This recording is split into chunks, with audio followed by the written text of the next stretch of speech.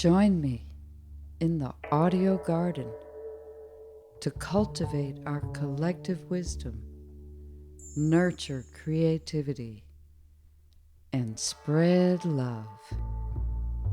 My name is Martha Cinader. Welcome to Listen and Be Heard.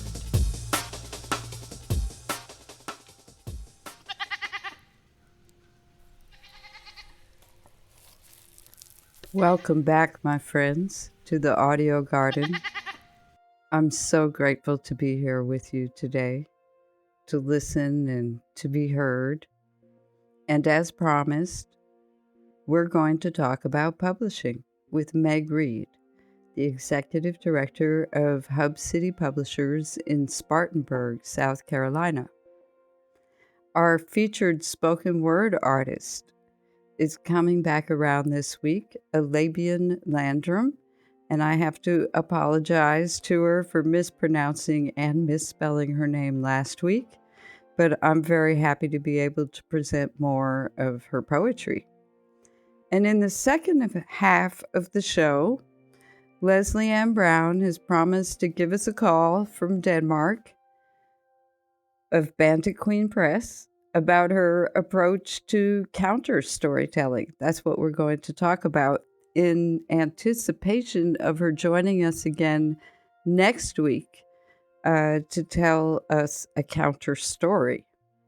And then at the very end of the show today, we'll hear two more poets from the Listen and Be Heard Archives, the year 1997, and the poets Sarah Jones and Latasha Natasha Diggs.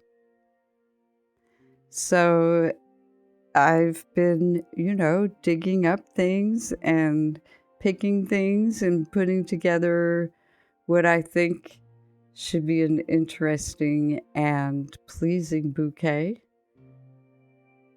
Something savory, something sweet, something like that.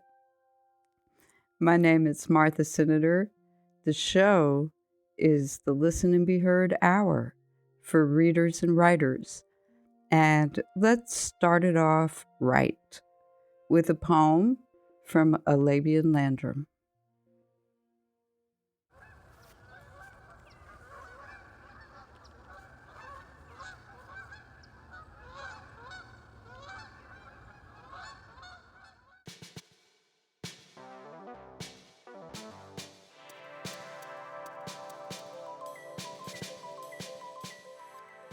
I'm sorry they don't take us seriously. They take away our people and put them in overpopulated prisons. They leave us for dead and expect us to pick ourselves off the ground after they beat us down. They blame their criminal acts on us.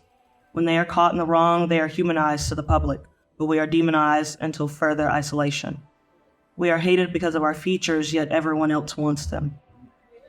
One day we will be loved for more than our music and humor. We are diamonds in the rough. They still don't know how to handle us.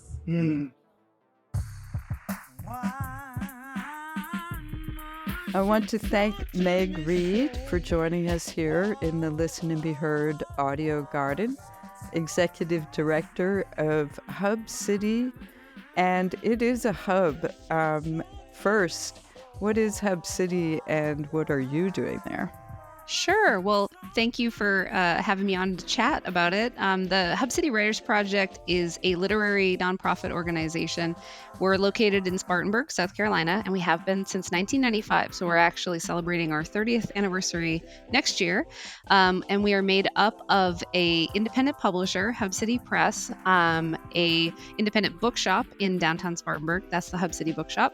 And then the Writers Project is our literary nonprofit arm, and it's involved in both creative writing education as well as outreach in the community, which means that we give a lot of books away and into schools and for kids and with other nonprofit organizations, and just generally try to increase the love of reading and access to books, most importantly, in Spartanburg County and our area.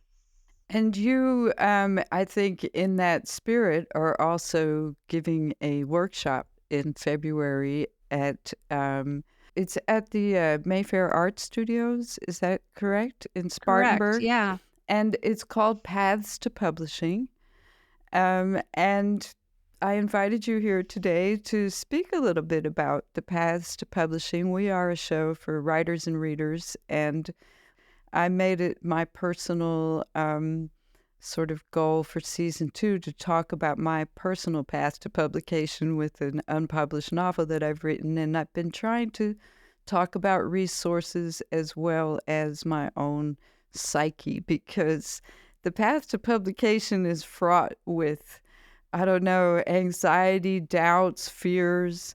I think it takes a lot of confidence, and you have to be able to handle rejection maybe more frequently than anything else. So I wanted to invite you, and I'm very grateful for you to take the time today to speak with us a little bit. And you have on your event listed the types of publishing models that you were going to talk about: distribution, query letters, agents.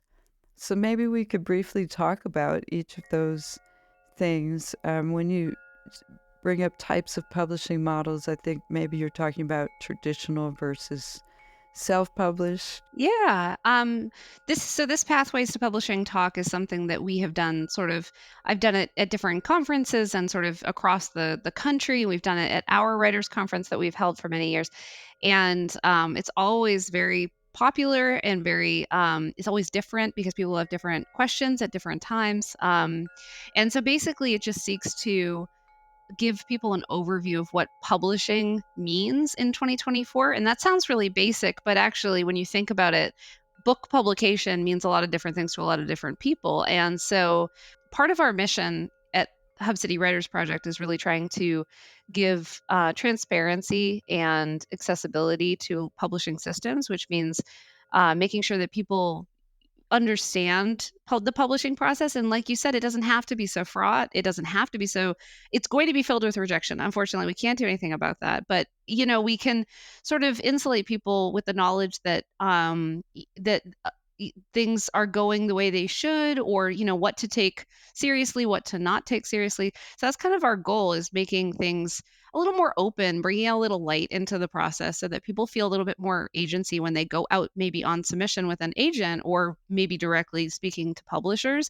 They will have, a little bit more education just to know what things mean when people say things to them. So, that's kind of a really big part of our mission. And this talk is I'm excited that the Chapman wanted to make it part of their series, which is really about, they do these creative conversations, which are kind of at the intersection of art and entrepreneurship. And so the idea of being a good business person and artist, that's something that I think every artist has to know and work on now. And so I think for me, that intersection point really for writers is publishing and accessing publishing. So we just try to give, always try to give a really good overview of where we are in 2024 now with self-publishing, with hybrid publishing, and with full traditional advanced-based publishing. So where are we with that?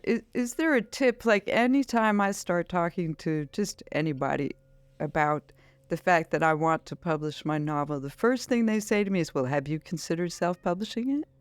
And of course I have, but You have. but should I? Like, what are like some of the pros and cons maybe at this point in time for, say, a novelist? I think that there's always this discussion about self-publishing, and a lot of people don't like that term. A lot of people there's lots of other terms that people use. I always kind of like the idea of like DIY publishing, because that really gives it the vibe of you're doing it yourself. You're doing everything yourself. So where we are in publishing right now is that it is easier and more accessible to publish your own books than it ever has been, because of some really great resources and printers that sell directly to consumers and make it a lot easier. I don't know, 25 years ago, people would have 2,000 copies of their book in their garage, because that was the minimum that they had to order. So in one way, it's really good because it's more accessible and it's really opened up. And it's a lot easier for people to get a couple copies of a book, or, to print something for a specific event or something like that, which is really awesome. And so that's a great option. But it lacks the distribution, it lacks the advertising and promotion and of traditional publishing.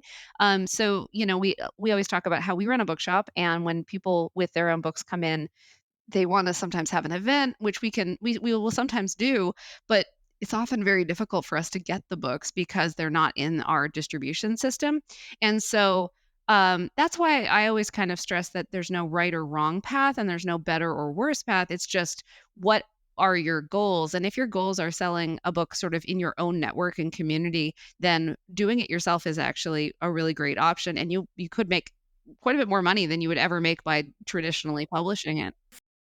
For me, the difficulty has been to try to, you write the book. That's something in itself, and it really has only a little bit to do with how you go about then trying to present that book correctly, right? You have to write this one-page query letter, and at least what I'm learning, is that you have to take your emotions out of it completely and try to figure out where you fit in the market. But on the other hand, what I say to myself is, am I trying too hard to figure this out? Because I am not that business person.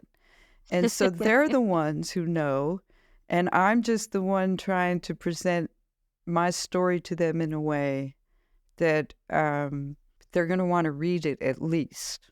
I just did a talk with another independent publisher out on the West Coast, and she said something that really. We were talking about this, and we were talking about how for querying writers, it's really important for folks to remember that they have to respect that the publisher has expertise. That's why they want them to take the book, because they have expertise. You have to listen, but you also don't want to bend to every single suggestion, because like you said, you're just sort of at the whims of what, marketing and what's popular right now and chasing trends.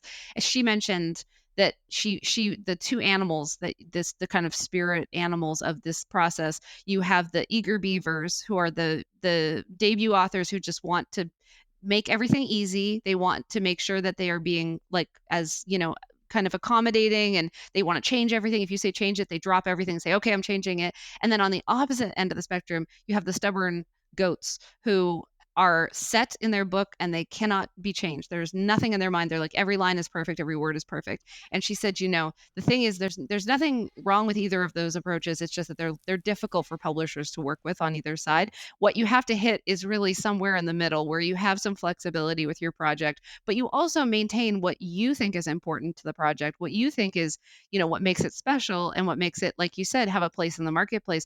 And you should never change anything that affects those things. You have to have some principles about your project and what it means to you and why you wrote it, because otherwise it's gonna weaken it if you just change it for every single whim of an agent or people who might be interested in it. So you do have to kind of keep a sense of who you are and who your project is through the process. What about agents? Because that's a question I ask myself too. I'm looking at small publishers, and then I'm saying, so I'm sending some direct query letters to publishers who I think might be appropriate. But should I also be trying to, at what point do you say, oh, I should look for an agent? It's good that you know that smaller presses and independent presses often take unagented queries, because that's very important to us. And so, there are the even within the traditional publishing ecosystem, there are big five publishers like HarperCollins and Simon & Schuster and Penguin Random House, and there are smaller publishers that function on the same. They give advances, they pay royalties. It's the same functional system, but they're very much smaller. They're often mission driven, like we are. We have a mission to publish Southern writers and new and extraordinary voices from the American South. And they usually take on agented submissions. And that's often part of that mission, to make sure that they get more things and they reduce gatekeeping. And so it's great that you know that. And we're always trying to yell that, because we do work with agents. We get our books from book prizes. We get our books directly from authors very heavily. And we also get our books from literary agents. So I feel like I have a pretty good balance of working with all three of those places. And agents are, they're an entirely different thing. I feel like there's a lot of work that goes into finding an agent. There's a lot of work that goes into keeping an agent. There's a lot of work that goes into having your project fit that agent's list and something that they feel like they can sell and they can really get behind.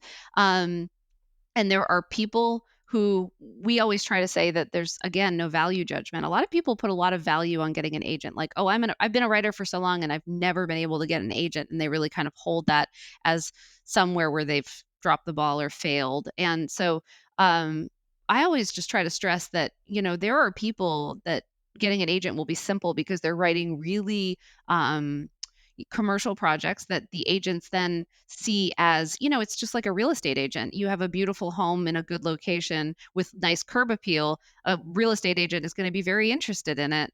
And because they are also trying to optimize how much they can get with fewer projects, obviously, by selling them to bigger publishers. And there are a lot of writers out there who are writing really beautiful, interesting, between genre, kind of strange or compelling stuff that it's just not a fit for agents. So because agents really are looking to, especially now with the consolidation of the big publishers, they're looking to sell fewer projects for more money. And so if you're not writing that kind of project, your project might not fit with an agent. And that doesn't mean it's not a good project. It just isn't a good fit for that path. Maybe the majority of them are, it'd be safe to say, are looking for genre. They are looking for a lot of genre. They are looking for highly readable commercial fiction. If they're looking for literary fiction, it's literary fiction from people who have, again, they're super readable and have some audience built in. They find debuts, they find gems. I mean, we buy stuff from agents all the time from people who, are just breaking out, and that's incredible. But a lot of the business of writing is about getting people into, writing lots of books in succession for more commercial publishers. And so if you are writing like that, then that's probably not a bad idea to look for an agent. That would probably be as important as writing the book. If you are writing like middle grade fantasy, not like short novels, and they're interesting and good, you should be working on your pitch to an agent and showing how that series is going to develop, other series that you've come up with, other ideas you have, like that kind of thing. You should be working on that in tandem with writing your book, because that's the highly sellable material. If you're working on a lyric essay collection that's also poetic and has photos that your friend took and it's kind of more artsy, like it's maybe not important that you work on the elevator pitch for an agent, because it's just not as much of an agent friendly project. Okay, so then you're more looking like I was describing for small presses that would have a particular interest in the type of thing that you're doing. Yeah. Okay, I think that was a very I think I'm going to come to this if I can, because it's full of very dense with information, and I really appreciate that. Your workshop, Paths to Publishing, is happening on February 22nd at 6 p.m. And where is the Mayfair Art Studios? The Mayfair Arts Studio is on the west side of Spartanburg, and so it's in an old textile mill, and it's an incredible space with studios and all sorts of vibrant sort of arts stuff going on. There's pottery studios, dance studios, and so if people haven't been to Mayfair, I think this is a great opportunity for them to go and see the space and see the remarkable thing that the Chapman Cultural Center has done. And I'm really excited about the talk, and you can see I love talking about this stuff, and I love telling people all the secrets and hopefully helping make things a little bit more clear. And so people can go to mayfairartstudios.org for more information about the event. And I think it's hubcity.org for Hub City Publishing and Bookshop. Yes, Hub City Press on Twitter, Hub City Writers on Instagram, hubcity.org. Sign up for our newsletter to hear about all our other workshops and programming that we do. Meg Reid, Executive Director of Hub City Publishing, I want to thank you for your passion about the whole subject of publishing and sharing so much information with us today. Well, thank you so much for having me on, and it was great to hear about the show, and I'm just thrilled to be a part of it. Thank you.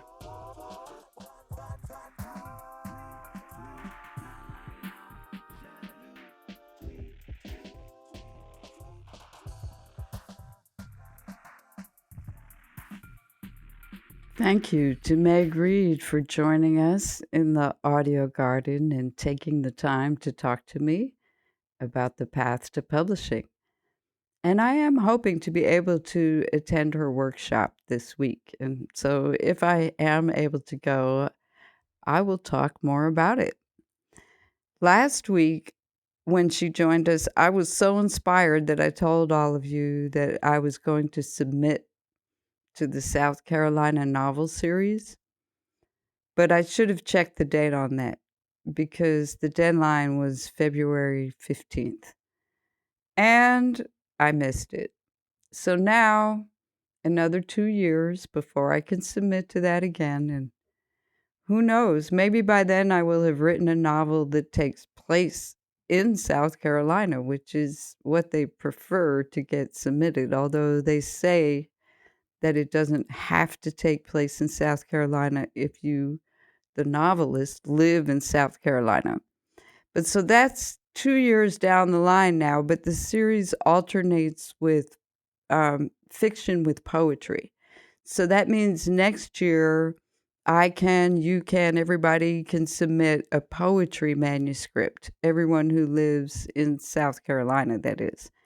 And in a way, that's my takeaway for this week because I've been reflecting on my own strategy on the path to publication. And I decided that since I already submitted my novel to 3 small presses at the moment, I've submitted it to more than that actually, but it's still being considered, or I hope it is being considered at 3 different small presses that I submitted to late last year. And so now I'm going to wait. I'm not saying patiently, but I'm waiting, and I'm going to see what happens. And in the meantime, I'm going to turn my attention to some of my poetry manuscripts and start looking for places to submit my poetry. And I also have a young adult fairy tale that was rejected several times, and I don't have that submitted anywhere right now. So I'm going to take heart and keep submitting. And I've been thinking also about possible venues where I would have the opportunity to read my work to an audience. So I don't know at this point whether it has to be physical or virtual. It seems like I have more opportunities actually maybe to do virtual readings, but I enjoy that actual, like face-to-face contact with people. But so I need to plant some seeds and cultivate some invitations to places where I would feel welcome. So Tony Robles, now he gets around to these readings, and I should be looking to him as an example. He went to the Versers of Color open mic in Hendersonville. He's actually one of the hosts of it, but he was recording there a couple weeks ago. They were celebrating Black History Month, and he had brought me poetry, some of it read by Alabian Landrum, and we played one of her poems last week and one at the start of this show. And so I would like to feature a couple more of her poems. And then Lesley-Ann Brown should be calling from Denmark any minute, and she's going to tell us more about her counter storytelling. So first, let's listen up to Alabian Landrum.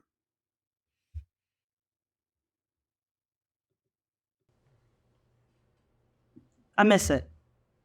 I missed us. At least that's the concept feel tugging at my heart. I see it happening every second we're together. The madness we run into every single time. The compassion turned into rage. For a moment, it doesn't seem as deadly as the last time. It's just like the first time. Panic begins to fill our minds. The end of us, again, and again, and again, and again. I'm only 20 and I'm all out of tears to cry. How can one be so drained? Week by week, we cycle back to one another to repeat our cursed love affair. The love where it feels it'll kill us if we stay together. So why can't we stay apart? Jumping into your arms after our last fight makes it feel as though there will never be another. We both know this bliss won't last. Our end is inevitable.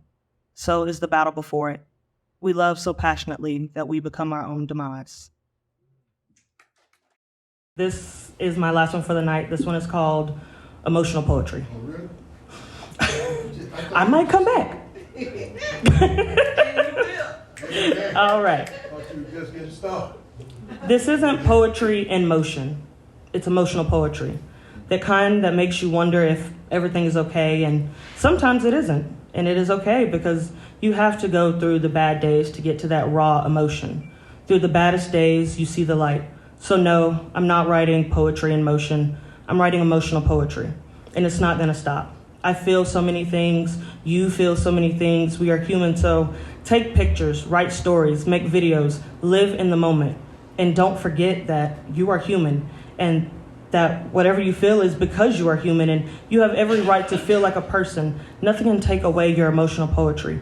Every emotion is put in motion due to something. Get mad and figure out why. Sometimes life gives you an emotion, makes you feel something, and it's all because you need to figure out why. No more poetry in motion. From now on, all I will write, all I will see, all I will hear, all I will give is emotional poetry.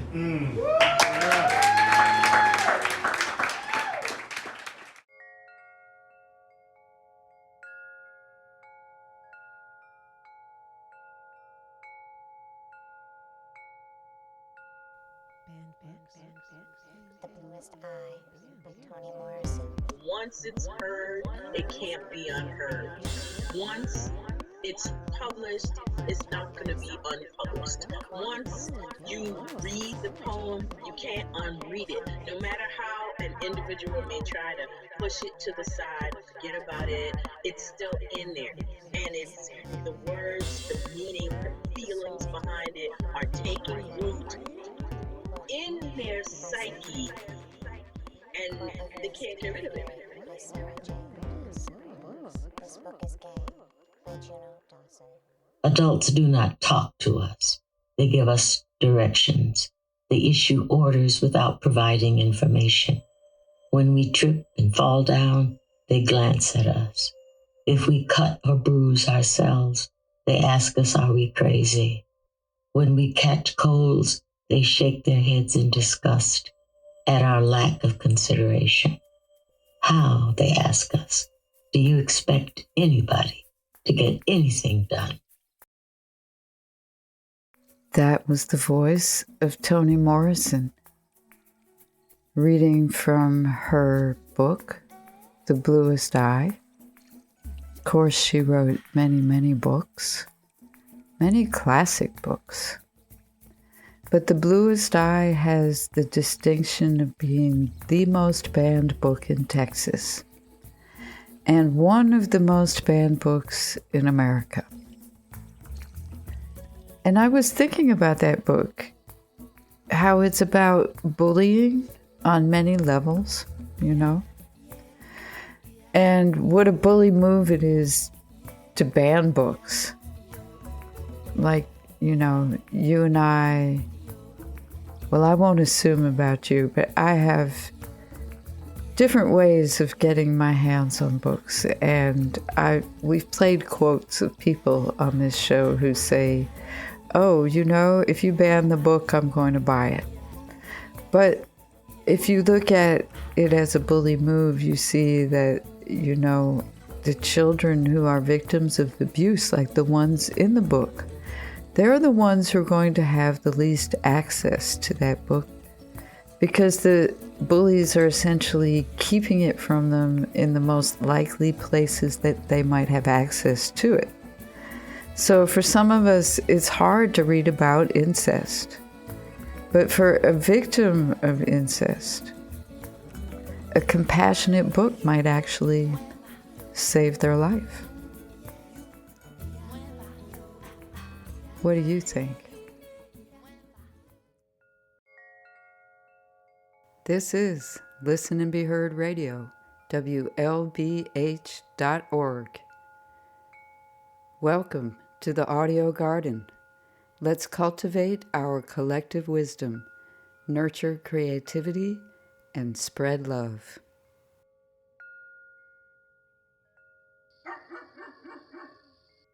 This is Listen and Be Heard, and I'm Martha Cinader, strolling in the audio garden, about to take a seat, because Lesley-Ann promised to call.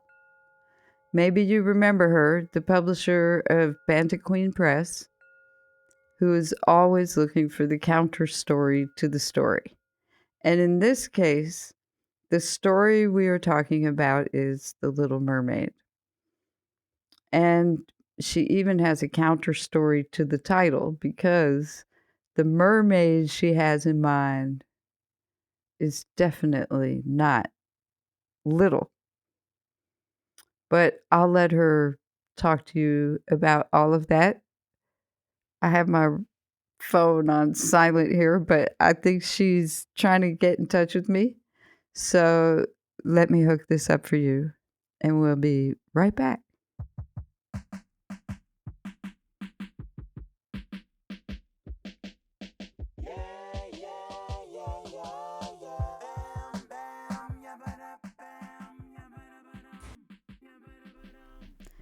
I'm joined all the way from Denmark today by Lesley-Ann Brown, author of Black Girl on Mars most recently, and also Bandit Queen Press, which publishes and also does workshops and other types of counter-storytelling activities.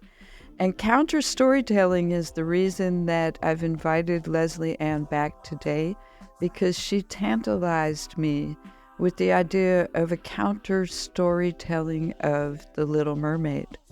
Welcome to Listen and Be Heard, Lesley-Ann. Thank you, Martha, and thank you for inviting me back. I'm happy to be here. I'm really happy to have you and excited to hear your version, and I want to tell the audience that I have not heard it yet.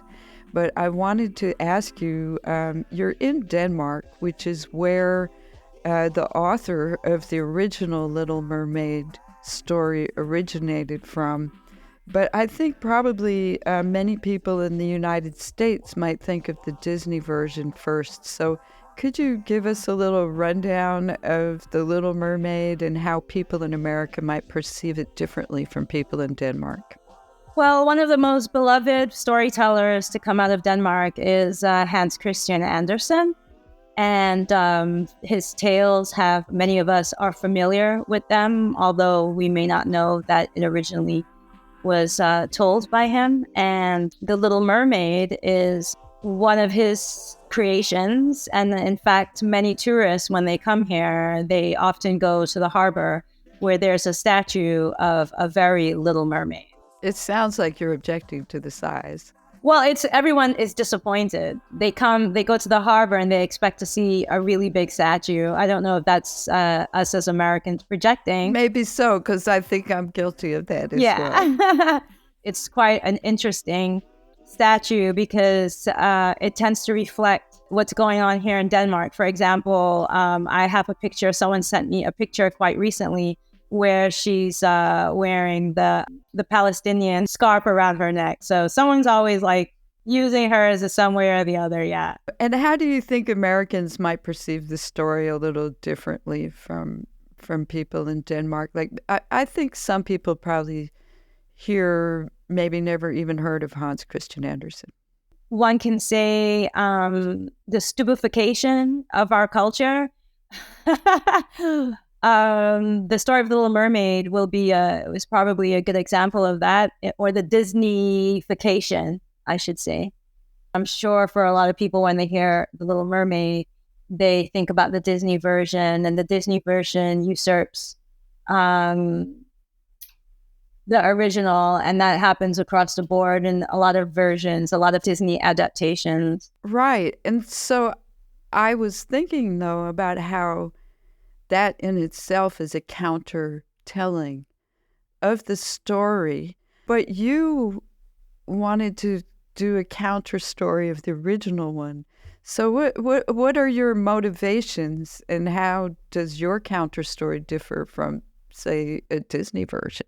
Well, actually, the inspiration behind this is one of my favorite writers ever, Jamaica Kincaid, who I had the pleasure of meeting a few years ago here, and she, during our lunch, mentioned that Kierkegaard's family was in the business of slaving. And I was very intrigued by that. And Søren Kierkegaard, Denmark's biggest philosopher, apparently that's why he was able to study. His family's money came from slaving. So I was very intrigued about that. And then also this idea, this was before the latest version of The Little Mermaid happened, where there was this big debate on whether mermaids could be black at all, which is such an absurd question because, mermaids, it's one of those figures that's kind of present like all over. It's something that resonates with people, with humans throughout the globe. Yes, I even think that, he was drawing on those archaic mermaid type, not archaic, but archetype. Yeah, I mean, a lot of his stories were actually original, I should also add. A lot of his stories were retellings, and I don't know more. I will look into it, but The Little Mermaid is the one that's known for the version that is the foundation for the Disney, for example, and that many people read in storybooks, etc. So they change some crucial elements, but you, I think, wanted to change some elements as well. Yeah, I did. So the name of this version, it's called Sorgenfri, and it's Sorgenfri is the name of a ship, a slaving ship that was built in 1747 in Denmark. And it belonged to the West Indian Guinea Company, and it set sail in 1750 to the west coast of Africa, where it captured 150 enslaved Africans. It then set sail to the Danish West Indies, and on its way back to Denmark, the ship disappeared without a trace. This is a true story. Of the 150 enslaved Africans transported from West Africa, only 133 survived. The skipper is recorded as P. Collin. I thought it very interesting because I wanted to remind people that slave ships left a Danish-Norwegian harbor over 300 times to transport between 85,000 to 115,000 enslaved Africans over the Atlantic. And how does that relate in your mind to the Little Mermaid story? Well, I just sort of wanted to center Mama Vata, which is like this source. You find her in many different legends throughout the African diaspora. And I wanted, because this figure is a mermaid and she's a fierce mermaid. And I wanted to sort of take back the power, our story, our storytelling, our figures, and use it in a sense that was very empowering. And in this case, it's the devouring of a slave ship. Well, that has certainly made me extremely curious to hear this story. Before I start, actually, I want to tell you about the Zorg massacre, which involved the throwing overboard of about 130 enslaved Africans, and they were left to their death. And the reason why this ship did that was because they didn't have enough money to feed everyone. And the ship knew that they could get insurance from the murdered enslaved Africans. And I want to just say this because Zorg is believed to be a misspelling of the Dutch word for care. So now this ship that has disappeared, and that is the title of my story, Sorgenfri, Without Sorrow, I think it's really interesting.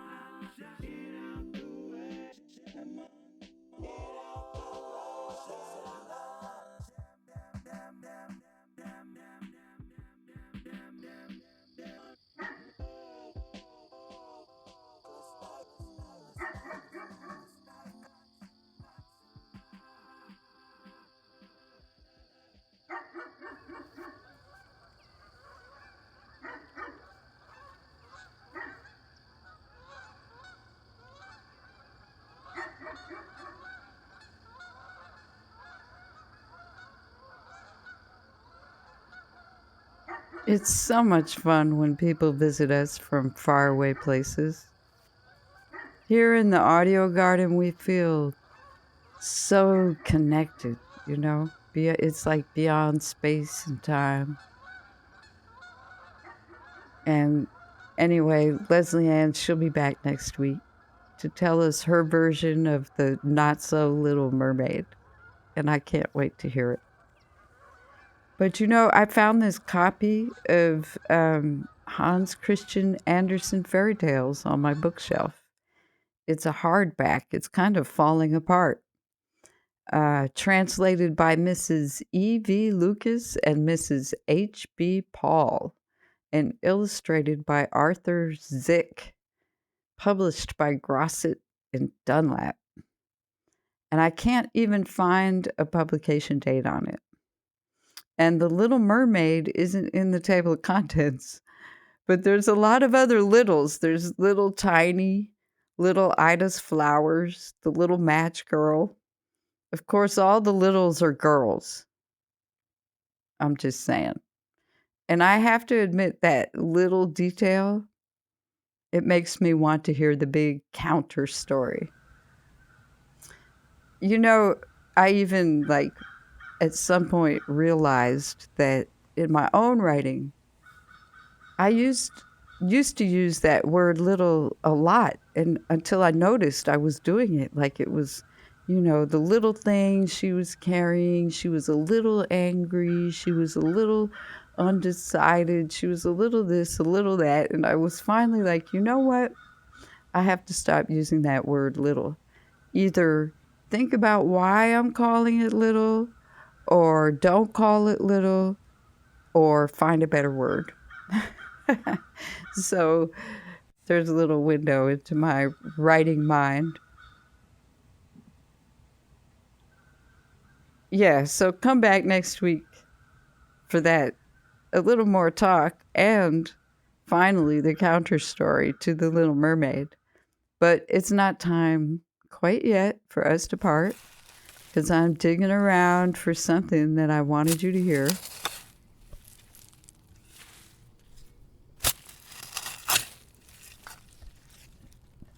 This is it from 1997.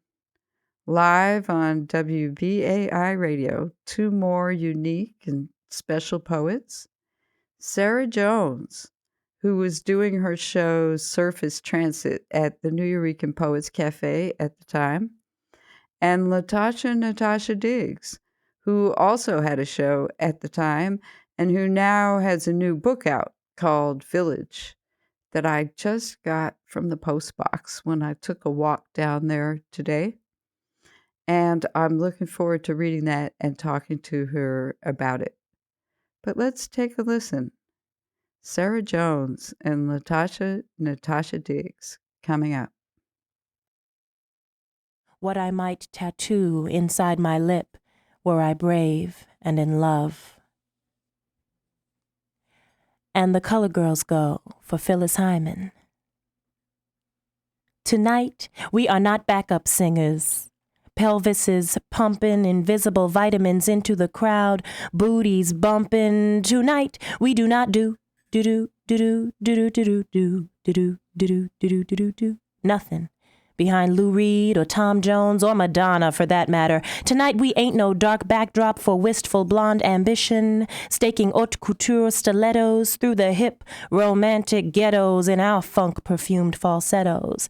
Tonight we will not tone it down in sync to keep from upstaging. Tonight we fires raging 6 feet tall, and God couldn't put us out if she wanted to. We her daughters, out in front, in pulpits, on porches, in smoky bedroom mirrors, we wailing at the night through stucco walls. Tonight we ain't gonna back up for nobody or no thing.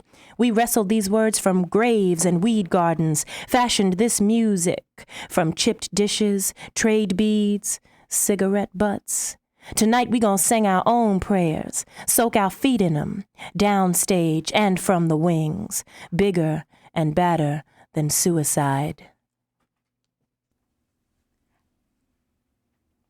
Afro Blue, May 14th, 1982, in a schoolyard named 54 Boricua. Hoops did bellow with the bounce of Apache. and Columbus Avenue rebelled to Booker T. Washington's accommodationistic scholastics one day. Michelle's made the vocal cords of Victor pulse like fury. Fists did swings past nightmares. And the up rock, my man, everybody was doing it. It started with a left, right up and in, out in with the boogie of a lead patch. Safety pins pinned to secure war-painted jeans of turquoise and white, and Le Tigres to match, of course. We found love that day behind arsenals and pizza, 75 cents a slice.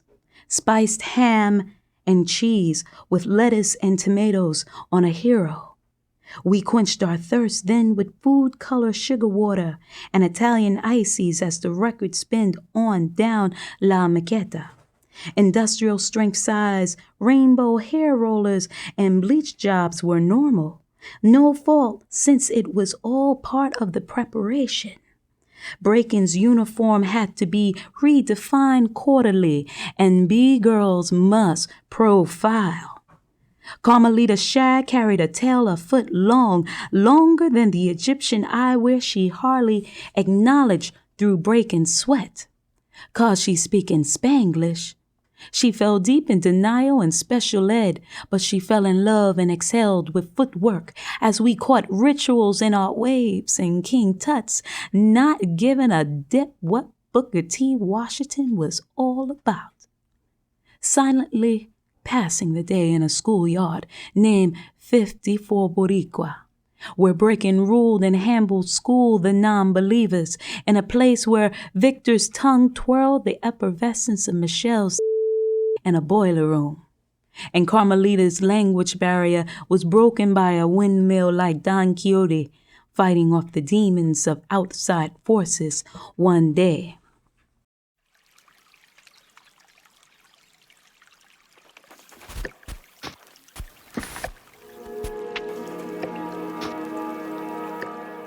Guides our climate justice strategy is we're redefining or more returning to a more true economy by centering our core values of home, traditions, and spirituality. So that first stop wasting food, that is based on so much research that suggests that one of the top 5 most cost-effective, I think of these as win-win solutions. They're low cost and high impact. That stop wasting food is actually one of the top 5 things we can do to act on climate change. Just eat the food that you buy. Everybody has a narrative related to it. And then I think the narrative just then begs the question of what can I do? The way we need to size our food sheds is to look at the capacity, the ecological capacity of a place to produce the foods that we need. And to be able to produce those foods without an ecological deficit. I definitely felt pressure to have the answer and make it a one-size-fits-all thing. And then in the second edition of the Ethical Meat Handbook, I really changed on that and was like, look, we're all struggling with so many different and disparate contexts.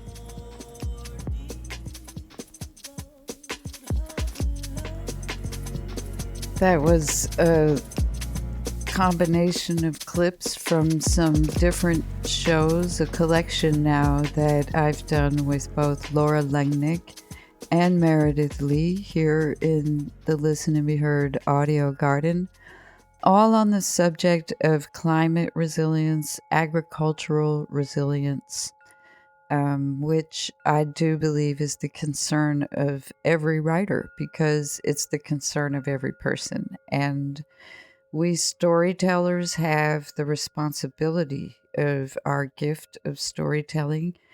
And I ask, how can we imagine coming together to keep food on the table when our dependence on global deliveries to our doorsteps breaks down? And Meredith and Laura are nonfiction writers who inform us about what they think about what they have learned, which is extensive. And I believe that since they are our local experts in Asheville, North Carolina, that it's important for us to maintain this relationship with them and to continue the conversation that we all need to be having about climate change. But from the point of view of writers and readers, because there's a whole lot of reading out there that we can do in order to be inspired and informed about how to step into our collective future. Our next hour-long special is coming up in April. I'll be speaking with Meredith Lee on a date yet to be determined. This has been the Listen and Be Heard Hour for readers and writers, and my name is Martha Cinader. I want to thank everyone who joined us in the audio garden today. You, our listeners, Meg Reid from Hub City Publishing Bookshop and Writers Project, all of which can be found at hubcity.org.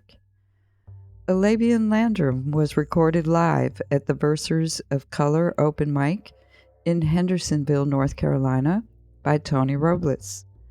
Lesley-Ann Brown of Bandit Queen Press and author of Black Girl on Mars joined us from Denmark, and you can find out more about counter storytelling at banditqueenpress.com.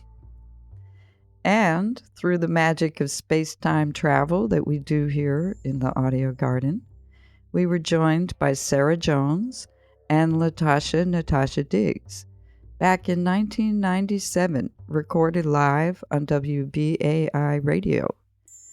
I have been collaborating with Charlotte Picard on a new iteration of our website, which is now live, I'm happy to say.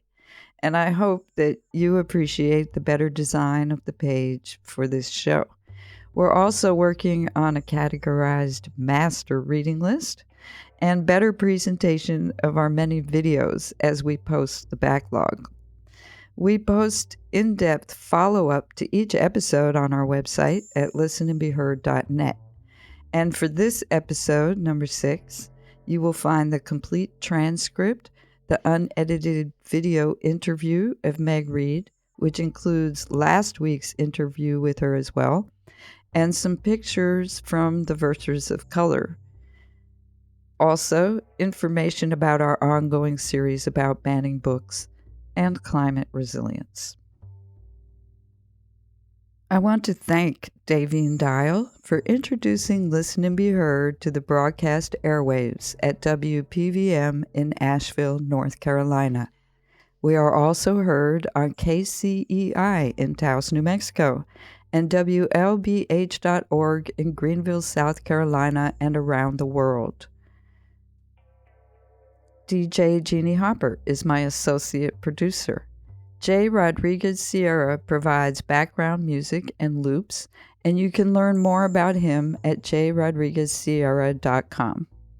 Jeremiah Cothran does editing for us. Yvette Murray is the voice in the banned books segment of our show. Tony Robles is a co-host and contributor. Living It is produced by DJ Jeannie Hopper and Sabina Wertman, featuring myself, Martha Cinader, and released on Liquid Sound Lounge Records and the CD Living It. My name, once again, is Martha Cinader, and I want to thank you for listening and for the opportunity to be heard.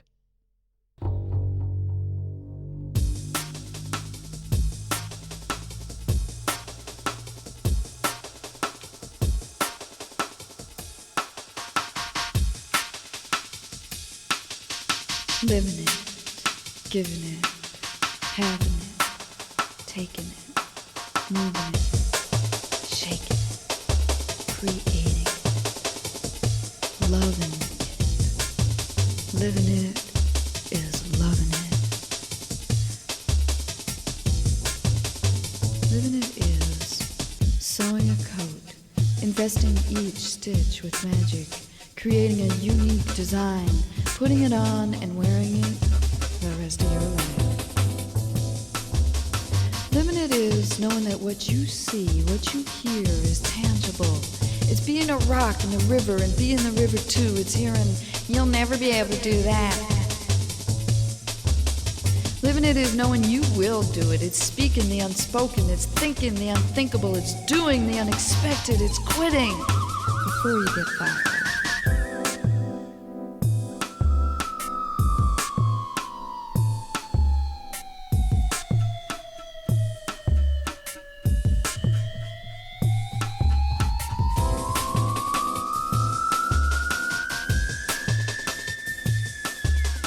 Living it is giving it is having it is taking it is moving it, shaking it, creating it, loving it. Living it is loving it.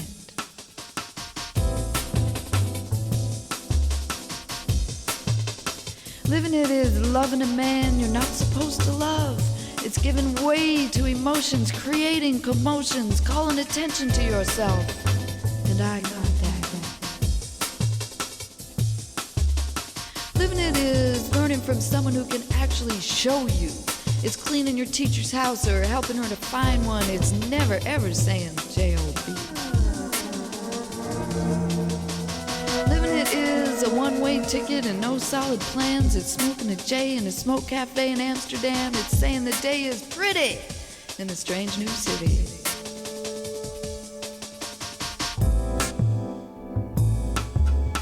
Living it is giving it is having it is taking it is moving it, shaking it, creating it, loving it.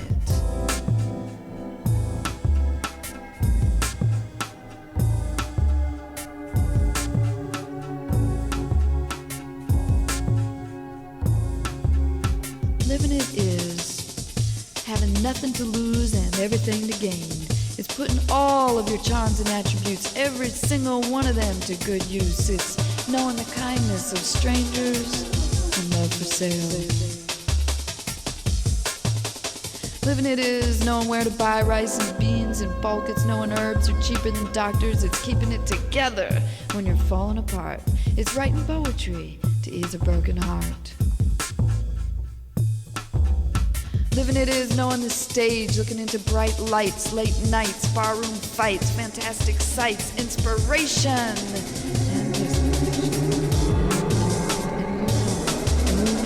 and moving on, and moving on, and moving on, and moving on, and moving on, and moving on, and moving on.